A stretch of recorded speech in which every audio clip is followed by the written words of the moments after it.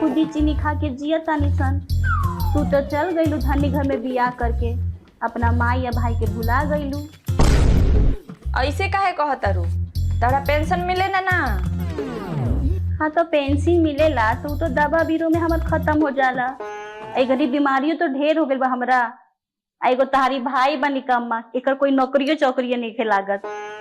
हम तो बड़ा मुसीबत में बानी, का करी?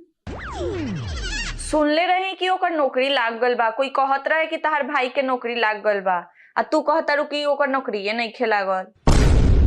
अरे हाँ तो लागल रहे, लेकिन नौकरी से निकाल देले सन। कहत रहे से कि 5,000 घूस लागी तब नौकरी पे रखे। उहो कोनो कलेक्टर के नौकरी लागल रहे, गार्ड के तो नौकरी लागल रहे। 5,000 रुपया हमरा भी जुड़ा ताकि दी कि फिर से नौकरिया लागो। 5,000 में ओकर नौकरी हो जाई?